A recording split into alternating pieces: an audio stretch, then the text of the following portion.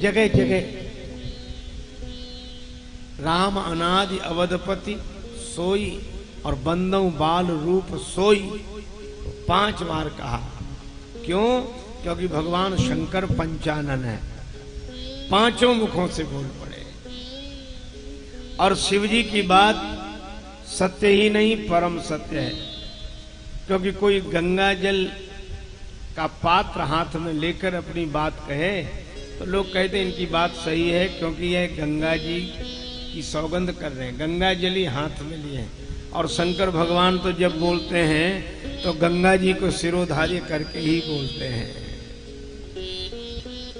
तो इसलिए पहली बात तो यह है कि श्री राम जी सच्चिदानंद ब्रह्म है, वह उनका स्वरूप है। और श्री दशरथ नंदन के रूप में प्रकट हुए, यह उनका रूप है।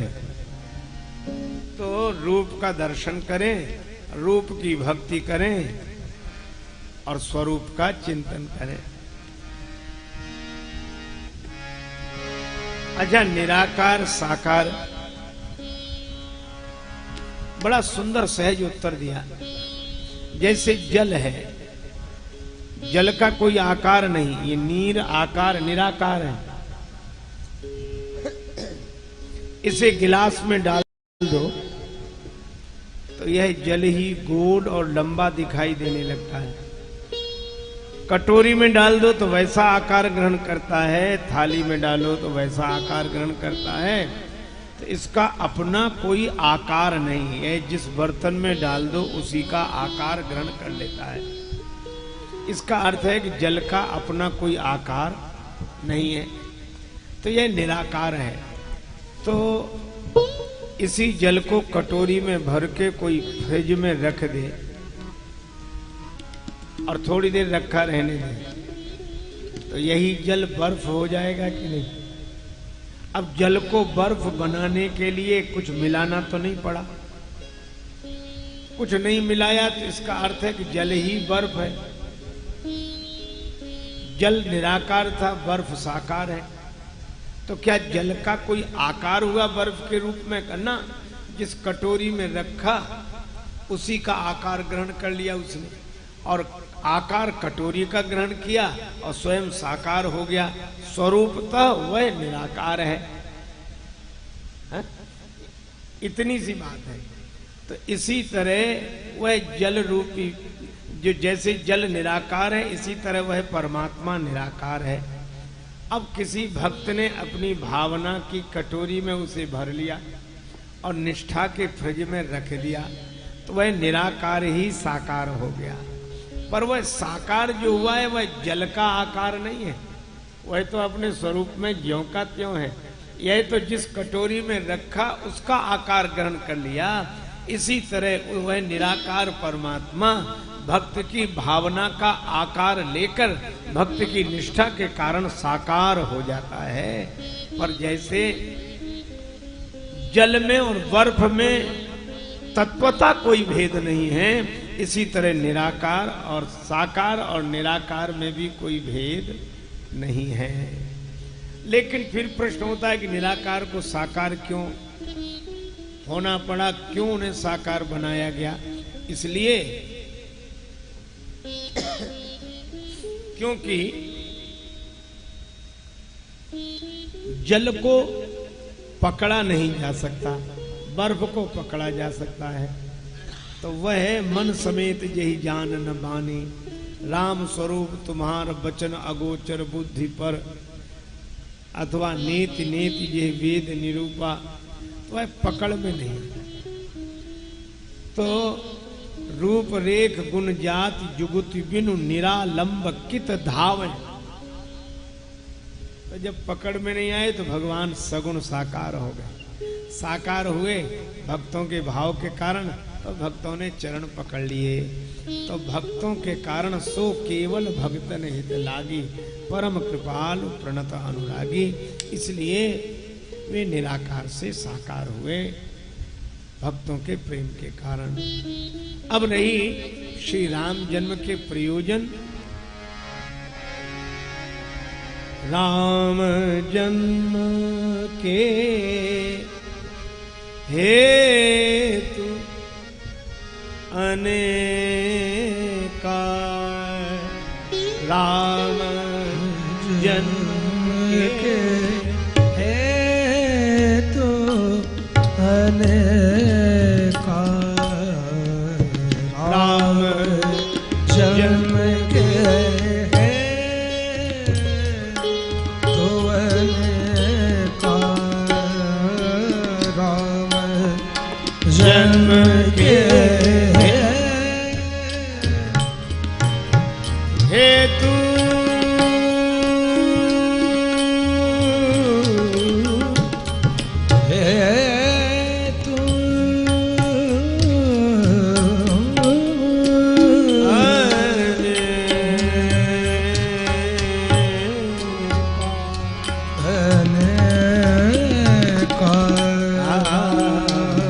परम विचित्र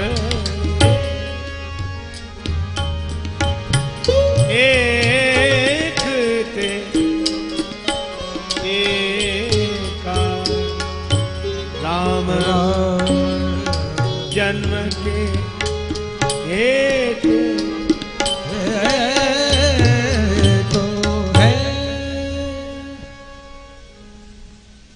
श्री राम जन्म के अनेक कारण हैं। मूल कारण तो यह है जब जब होए धर्म के हानि तो धर्म की स्थापना के लिए भगवान अवतार लेते हैं। धर्म संस्थापनार्थाय संभवामि युगे युगे। और भक्तों के कारण राम ही केवल प्रेम प्यारा, इसलिए सो केवल भक्त नहीं लागी।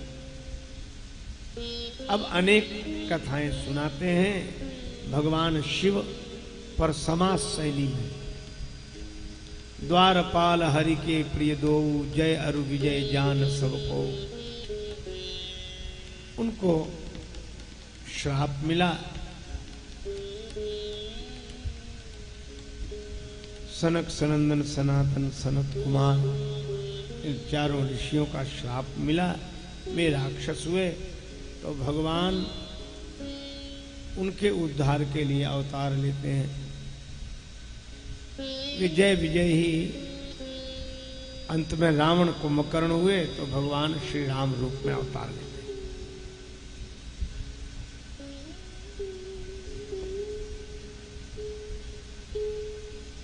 जालंधर एक कल्प में रावण हुआ तो भगवान श्री राम रूप में अवतार लेकर उसका उद्धार करते हैं। तहां जलंधर रावण भयउ, रनहति राम परम पद दया।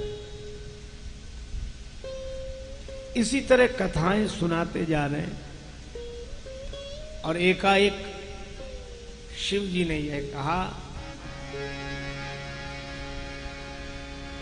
नारद श्राप दीन एक बारा,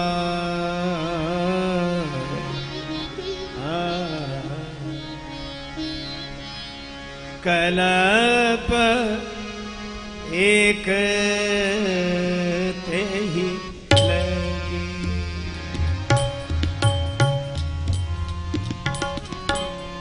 कलप एक ते ही लगी, अवतारा कलप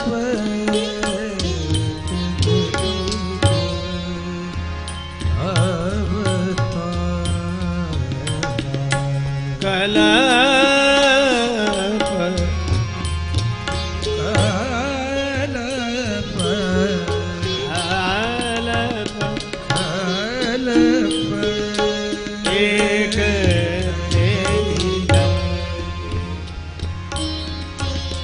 अवतार एक थे ही। श्री नारद जी ने श्राप दिया भगवान को, इसलिए भी भगवान का अवतार हुआ। अब पार्वती जी अचानक बोल उठी कि नहीं नहीं महाराज, गिरिजा चकित भई सुनि बानी।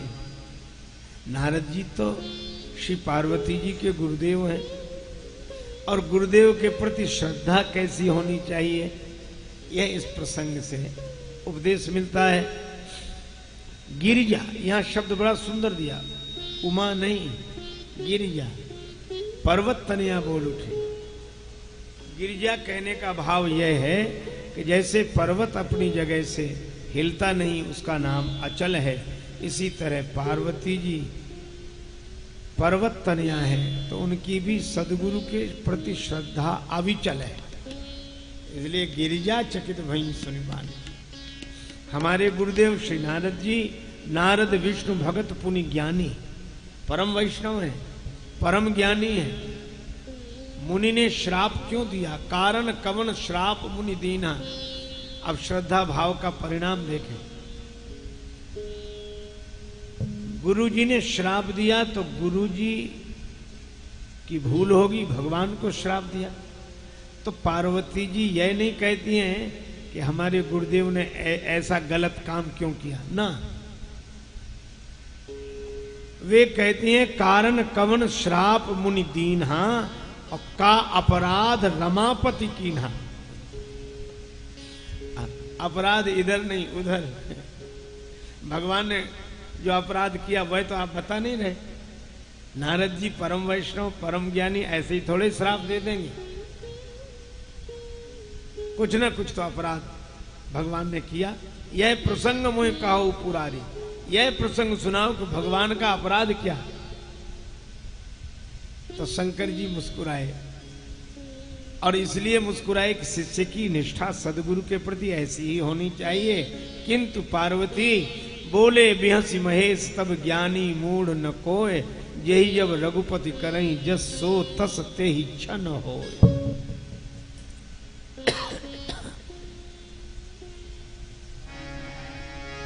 और अब वे प्रसंग सुनाते हुए कहते हैं, हिम गिरि गुहा एक, हिम गिरि गुहा एक अति पावनी,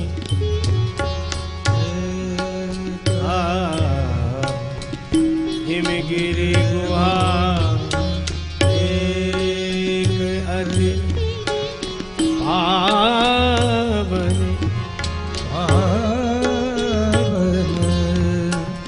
हिम गिरि गुहा एक,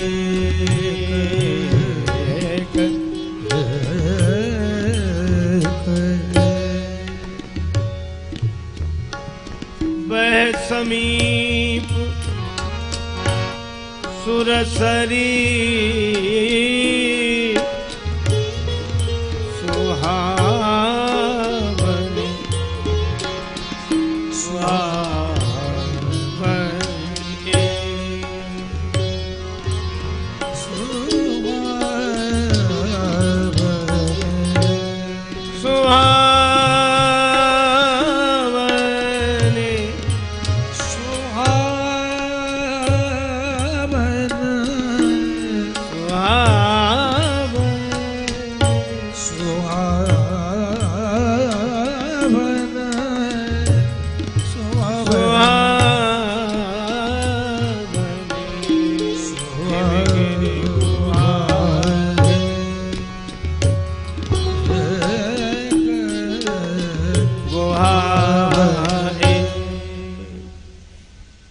हिमालय क्षेत्र में एक उपत्यका गुफा, और श्री तुलसीदास जी कहते हैं अति पावन। तो संपूर्ण हिमालय क्षेत्र ही पावन है, पर यह गुफा अति पावन क्यों, यह उपत्यका अति पावन क्यों? श्री तुलसीदास जी उत्तर देते हैं, वह समीप सुरसरी सुहावनी, गंगा जी के तट पर है इसलिए। तो गंगा जी के किनारे होने से अति पावन क्यों है? क्योंकि राम भक्ति जहां सुरसरी धारा। बस नारद जी ने पर्वत देखे वृक्ष देखे, नदियां देखी, श्री गंगा जी का दर्शन किया तो भगवान के चरणों का स्मरण होने लगा। भयउ रमापति पद अनुरागा। अब अनुराग हुआ पर भजन करने का मन कि अब तो यहीं बैठे भजन करें। अब हम लोगों का जीवन सदा द्वंद्व से संचालित होता है, भाग्य और भाव। भाव कह रहा था कि यहीं बैठकर भजन करें और भाग्य बैठने नहीं दे रहा है।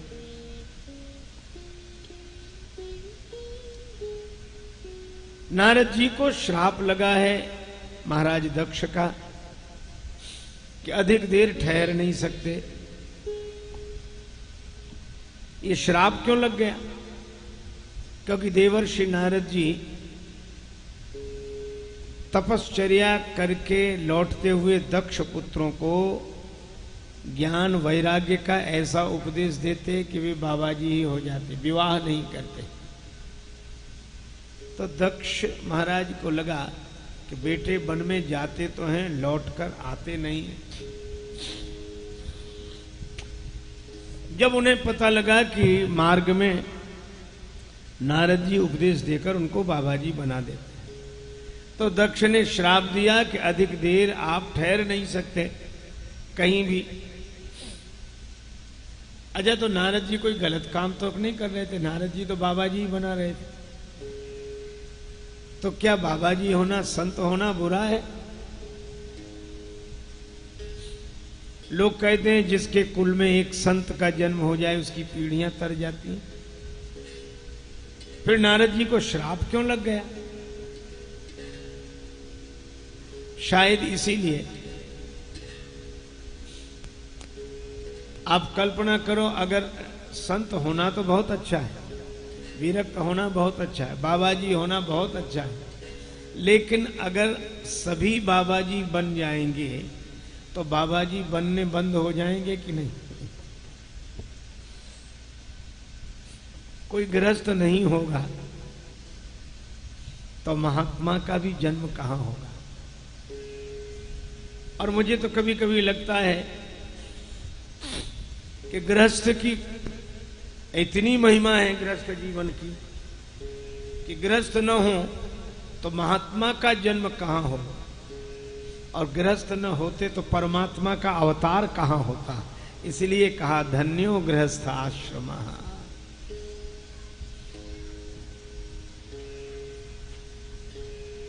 ये कथा संदेश देती है कि संत तो बने, पर संत जहां जन्म लेते हैं वह परंपरा भी बनी रहे।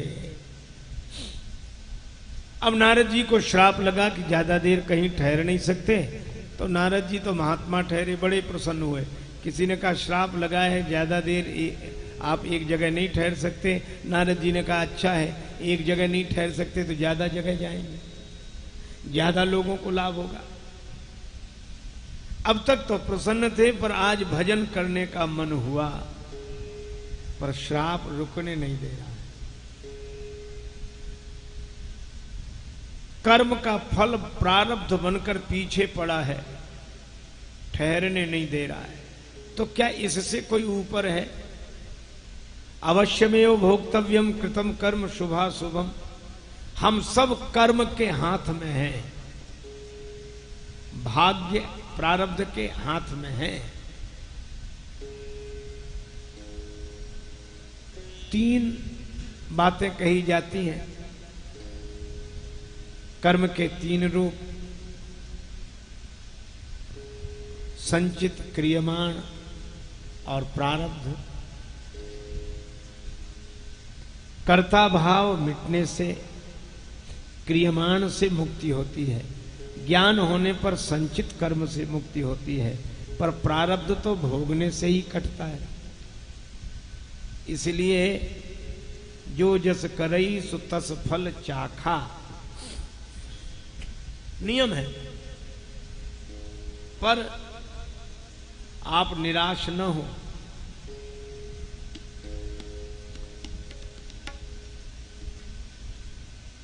प्रारब्ध से ऊपर है परमात्मा।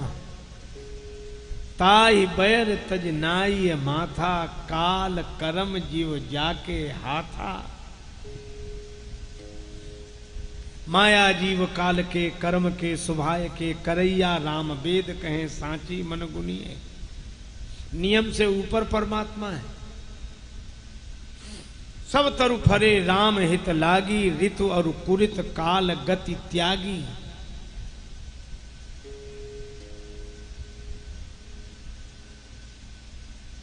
तब भाग्य परेशान कर रहा हो तो भगवान का आश्रय लें। काशी नरेश श्री तुलसीदास जी के पास गए। नवग्रह प्रतिकूल हो गए। मार्केश का प्रबल योग। तुलसीदास जी ने कहा कि चिंता मत करो, नवग्रह से ऊपर एक ग्रह है। कौन सा? भगवान का अनुग्रह है। भगवान का अनुग्रह हो तो नवग्रह क्या करें। और उन्होंने एक पद ही सुनाया, जब जानकी नाथ सहाय करे, जब जानकी नाथ सहाय करे, जब कौन बिगाड़ करे नर तेरो, जानकी नाथ सहाय करे, जब कौन बिगाड़ करे नर तेरो, जानकी नाथ सहाय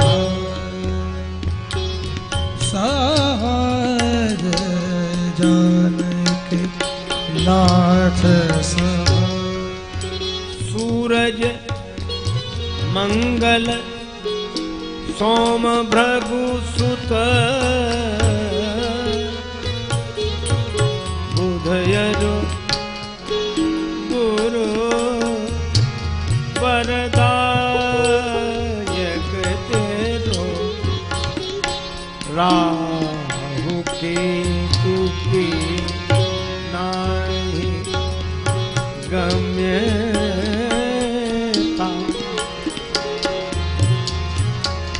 संग सनिश्चर होत सबेरो, जब जानकी नाथ सहाय करे, तब कौन बिगाड़ करे नर तेरो, जानकी नाथ सहाय।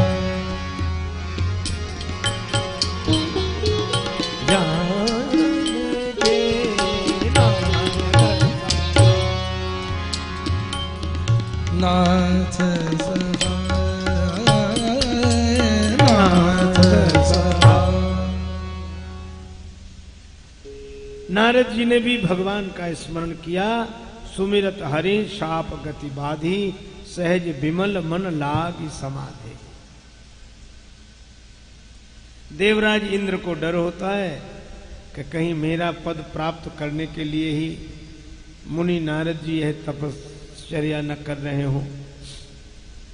कामदेव को भेजता है समाधि भंग करो। कामदेव अपने सहायकों के साथ आते हैं, पर बड़ी चेष्टा की, नारद जी की समाधि भंग नहीं हुई। पर यह महात्मा की महिमा नहीं, परमात्मा की कृपा। सीम की चाँप सकई को उतासु, बड़ रखवार रमापति जासु। और काम हार गया। नारद जी के चरण पकड़ लिए। नारद जी ने नेत्र खोलकर देखा, काम त्राहिमाम त्राहिमाम कर रहा था। काम कब आए? महाराज बहुत देर से आया, मुझे क्षमा करो, सहायकों के साथ आया था, आपकी समाधि भंग करना चाहता था, पर आज पहली बार में असफल हुआ। धन्य हैं आप, धन्य हैं आप। अब नारद जी ने जो सुना, यही होता है, भगवान के गुण गाते हैं नारद जी। गावत हरिगुण गान प्रवीणा। भगवान के गुण तो भूल गए कब? जब अपने गुण सुनने लगे। अच्छा, नारद जी की जो भी महिमा है वो भगवान के गुणों के कारण है, और चरण पकड़ने वाले काम ने नारद जी के गुण गाने शुरू कर दिए। हम लोगों की महिमा भगवान के गुण के कारण है, और कोई हमें हमारा गुण सुनाने लगता है तो मन भगवान से नहीं अभिमान से भर जाता है। अब तो नारद जी को अपने में और भी विशेषताएं दिखाई देने लगी। काम तुम्हारा कोई प्रभाव मुझ पर नहीं हुआ और क्रोध भी मुझे नहीं आया। अरे महाराज, आप में काम भी नहीं, क्रोध भी नहीं। नारद जी बोले, कह देना देवराज इंद्र से, मुझे उनके पद का लोभ भी नहीं। कामदेव लौट कर गया। सुरपति सभा में सब वर्णन किया। आश्चर्य तो सबको हुआ, पर मुनि प्रशंस्य हरि सिरुनावा। प्रशंसा तो मुनि की, पर प्रणाम प्रभु को। इधर नारद जी को लगा कि मैंने काम को जीत लिया। काम को तो शंकर जी ने भी जीता था, पर वे क्रोध को नहीं जीत पाए। तो वे शंकर जी के पास जाते हैं। शिव जी बड़े प्रसन्न हुए कि आज नारद जी आए हैं तो श्री राम कथा सुनने को मिलेगी। शिव जी ने कहा कि देवर्षि, हमें श्री रामचरित सुनाएं। पर नारद जी बोले, आजकल हम नई कथा कहने लगे। भगवान शंकर ने कहा कि कथा तो भगवान की नित्य नूतन है, परम पुरातन है, नई कथा। तो रामचरित का स्थान किसने ले लिया? श्री तुलसीदास जी व्यंग करते हैं, मार चरित शंकर ही सुनाए। मार चरित, राम जी की कथा की जगह काम कथा। शिव जी चुपचाप रहे, कुछ बोले नहीं। तो नारद जी ने ही पूछ लिया कि कथा कैसी लगी। शंकर जी बोले, कैसी लगी कथा यह तो छोड़ो, पर मैं कथा सुनाने के लिए एक बार हाथ जोड़ रहा था, अब बार बार जोड़ रहा हूं। जैसे यह कथा मुझे सुनाई वैसे किसी और को मत सुनाना है। कहा, मुझे तो भगवान के अतिरिक्त किसी से मतलब नहीं है। कहा, उन्हीं को मत सुनाना। तिमी जनी हरि सुनाए कबहू। नारद जी बोले, वैसे तो नहीं सुनाऊंगा, अगर चर्चा चल जाए तो। का चले वो प्रसंग दुराय हो तब हूं। शंकर जी ने सुंदर सिखावन दी, नारद जी को अच्छी नहीं लगी। भगवान आद्य शंकराचार्य कहते हैं प्रश्नोत्तरी में, कोवा गुरुर्यो, गुरु कौन? ही हितोपदेष्टा, जो हितोपदेश करे वह गुरु है। तो यहाँ वही, तुम त्रिभुवन गुरु वेद बखाना, गुरुम शंकर रूपिण। तो उन्होंने हितोपदेश दिया, संबुदीन उपदेश हित नहीं नारद ही सुहान। और कितनी अद्भुत बात, सदगुरु के द्वारा दिया हुआ उपदेश शिष्य ग्रहण कर ले तो भगवान की कृपा, और अगर गुरुदेव की बात को कोई समझ ही न सके तो हरि इच्छा बलवान। भरद्वाज कौतुक सुनो, हरि इच्छा बलवान। नारद जी विरंच लोक में पदार्पण करते हैं और कुछ दिन बाद भगवान के धाम में वीणा बजाते हुए गुणगान करते हुए चले। एक बार कर तल बर बीना, एक बार कर तल बर बीना, एक बार कर तल बर बीना,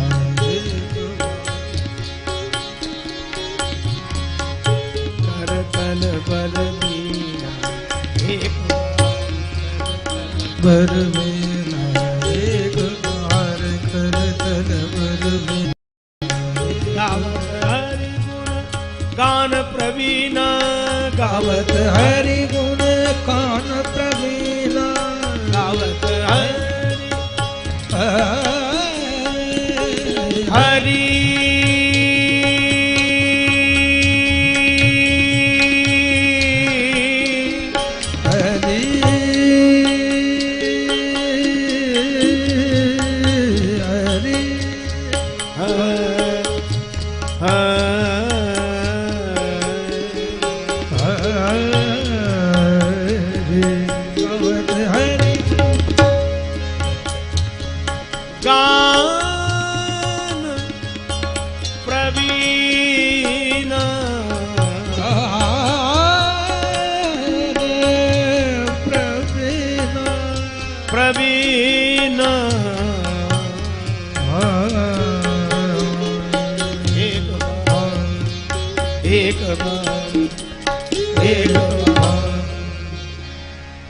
नारद जी वीणा बजाते हुए भगवान के गुण गाते हुए आज पधारे वैकुंठ में। नहीं, क्षीर सिंधु गवने मुनिनाथा, क्षीर सागर। भगवान शेष शैया पर शयन करने वाले हैं, लक्ष्मी मैया चरण दबा रही हैं। आज प्रभु अपने उस दिव्य धाम में सिंहासनासीन थे। नारद जी आए, पर नारद जी जैसे ही भगवान के चरणों में प्रणाम करने लगे वैसे ही भगवान ने हाथ पकड़ लिया और नारद जी को भगवान ने प्रणाम नहीं करने दिया। हरस मिले उठी रमा निकेता, उठकर मिले।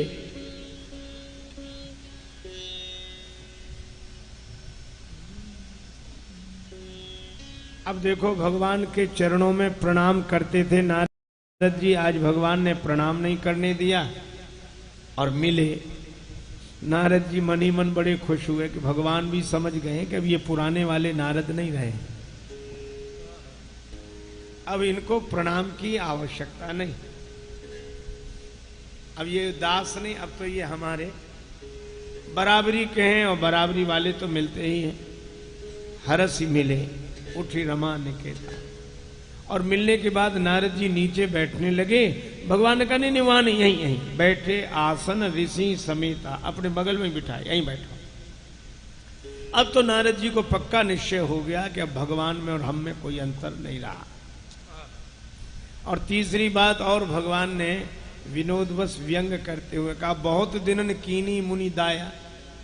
हे मुनि, बहुत दिनों में दया की। और व्यंग यह था कि पहले तो आप दर्शन करने आते थे, अब तो दया करने आए होगे, अब आपको दर्शन की आवश्यकता तो है नहीं, उससे तो आप बहुत आगे चले गए। कहां रहे? नारद जी मौके की तलाश में थे। महाराज समाधि लग गई। तो समाधि भंग नहीं हुई। अरे महाराज, सर्दी गर्मी वर्षा धूप में भी नहीं। अरे इनकी कौन कहे, कामदेव आया, बड़ी चेष्टा की, पर मेरी समाधि भंग नहीं कर सका। महाराज मुझे क्रोध भी नहीं आया, मैंने कह दिया, कह देना देवराज इंद्र से उसके पद का मुझे लोभ नहीं। काम को तो शंकर जी ने भी जीता था, पर क्रोध को नहीं जीत सके, हमने क्रोध को भी जीता। महाराज भगवान ने एक व्यंग और किया, तुम्हारे सुमिरन ते मिटहि मोह मार मद मान। नारद जी, तुम्हारे स्मरण से ये कामादिक विकार नष्ट होंगे। नारद जी बड़े प्रसन्न हुए कि अब तक भगवान के स्मरण से विकार मिटते थे, अब हमारे स्मरण से मिटेंगे। नारद कहा सहित अभिमाना, कृपा तुम्हारी सकल भगवाना।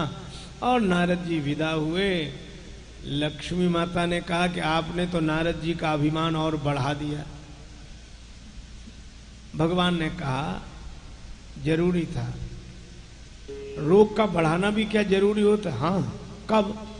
किसी के शरीर के किसी स्थान पर फोड़ा हुआ हो, मान लो हाथ में फोड़ा हुआ हो, और वो जाए एक डॉक्टर के पास कि डॉक्टर साहब कल से फोड़ा हुआ हाथ में, तो डॉक्टर क्या कहता है? अच्छा, अभी कल से ही शुरू हुआ है, कोई डर की बात, चिंता की बात नहीं है, पर हम जो दवा दे रहे हैं उस दवा का सेवन कर लेना तो ये फोड़ा यहीं बैठ जाएगा। अच्छा ठीक है। तो डॉक्टर ने दवा तो दी, पर मरीज ने उस दवा का सेवन नहीं किया, दवा खाई नहीं।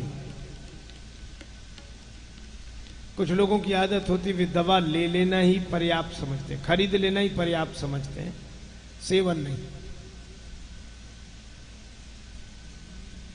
अब जब दवा का सेवन नहीं किया तो फोड़ा अपनी जगह बैठा तो नहीं और बढ़ गया। तो 4 दिन बाद किसी दूसरे डॉक्टर के पास गए, डॉक्टर साहब देखिए फोड़ा बढ़ते ही जा रहा है। तो कब उठा था ये? 4-5 दिन हो गए। अच्छा, तो किसी के पास गए थे? हाँ गए थे। उन्होंने दवा दी थी, हाँ कहा था कि दवा खा लेना, फोड़ा बैठ जाएगा, तो दवा खाई या नहीं खाई? अब कहो तो हम दवा खा लें। दूसरा डॉक्टर कहेगा अब ये नहीं बैठेगा, उस दवा खाने का समय चला गया, तो अब क्या उपाय है? अब तो इसका ऑपरेशन करना पड़ेगा। तो डॉक्टर साहब ऑपरेशन ही कर दो। कहा कि बैठने लायक रहा नहीं है, ऑपरेशन लायक हुआ नहीं है, इसको अभी और बढ़ाएंगे। बस यही है, नारद जी के मन में अभिमान का फोड़ा हुआ था। पहले डॉक्टर शंकर जी की उपदेश की गोली अगर ये खा लेते तो ये वहीं बैठ जाता, पर भगवान ने कहा लक्ष्मी जी इन्होंने वह दवा सेवन नहीं की, अब ऑपरेशन करना पड़ेगा, और ऑपरेशन के लायक हुआ नहीं, इसलिए हमने उस अभिमान के फोड़े को और बढ़ाया, प्रणाम नहीं करने दिया, छाती से लगा लिया, सिंहासन पर अपने बगल में बिठाया, अब ऑपरेशन लायक हो गया है, तब तैयारी करें। भगवान ने अपनी माया को प्रेरित किया और माया ने जहां कुछ नहीं था वहां सब कुछ बना दिया। बिरचेऊ मगमह नगर थे सतजो जन विस्तार, और वहां सुंदर नगर में तरह तरह की तैयारियां देखकर नारद जी विस्मित हुए, पहुंच गए। वहां का राजा शीलनिधि अपनी बेटी विश्वमोहिनी का स्वयंवर रचा रहा था। नारद जी ने राजमहल में प्रवेश किया। शीलनिधि राजा नारद जी का बड़ा स्वागत सत्कार करता है, अपनी बेटी को बुलाकर हस्तरेखा दिखवाता है। अब नारद जी ने जो हस्तरेखा देखी और विश्वमोहिनी को देखा तो देखते ही रह गए। अब यह कथा संदेश क्या देती है? आपके मन पर वैसा ही प्रभाव पड़ेगा जिस वातावरण में आप रह रहे हैं। जैसे पुराने समय में लोग रेडियो सुनते थे, तो रेडियो को जिस स्टेशन की रेंज में ले जाओ उसी का प्रोग्राम उस पर आने लगता था। इसी तरह आपका मन अच्छा बुरा नहीं है, न ये मन अच्छा है न बुरा है, इसको ये तो रेडियो है, जिस स्टेशन की रेंज में ले जाओगे वहीं का प्रोग्राम इसमें बजने लगेगा। कुसंग में के स्टेशन के नजदीक जाएंगे तो इसमें वासना का कार्यक्रम आने लगेगा, और सत्संग की रेंज में जाएंगे तो इसमें भक्ति भावना का कार्यक्रम आने लगेगा। मन इन्हीं नारद जी ने जब गंगा जी को देखा तो जिन चरणन ते निकसी सुरसरी, भगवान के चरणों की याद आ गई। और इन्हीं नारद जी ने जब विश्वमोहिनी को देखा तो विवाह की इच्छा हो गई। इस तरह मन पर वातावरण का, परिस्थिति का प्रभाव पड़ता है। अब नारद जी के मन में विवाह की इच्छा इसलिए भी हुई कि बाकी तो मैं भगवान हो ही गया हूं, पर मेरे नारायण होने में बस लक्ष्मी की कमी है। तो भगवान तो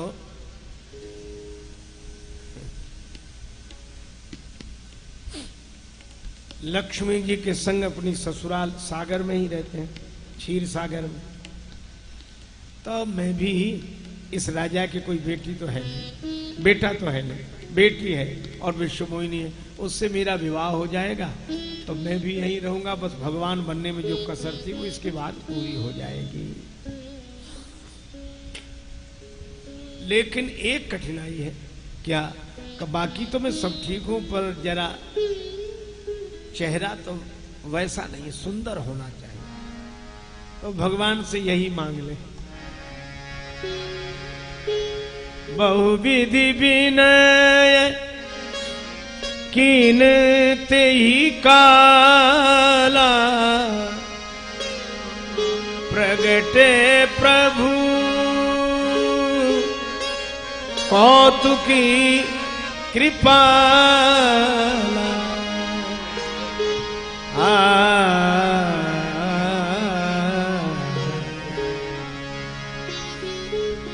भगवान को प्रकट होते हुए देखकर नारद जी अत्यंत प्रसन्न हुए। भगवान ने कहा, कहो नारद जी कैसे याद किया? महाराज एक काम आ गया, भगवान मनी मन हंसे, कल काम को जीत कर आए थे, आज काम आ गया। क्या चाहते हैं? विवाह करने की इच्छा हो गई, बड़ा सुंदर विचार है, हमारे लायक कोई सेवा। अपना रूप दे दो, ये नहीं कहा कि सुंदरता दे दो, अपना रूप दे दो। आपन रूप देहु प्रभु मोहि। भगवान मणि मन हंसे के अद्भुत वरदान मांग रहे हैं। रूप हमारा, विवाह तुम्हारा।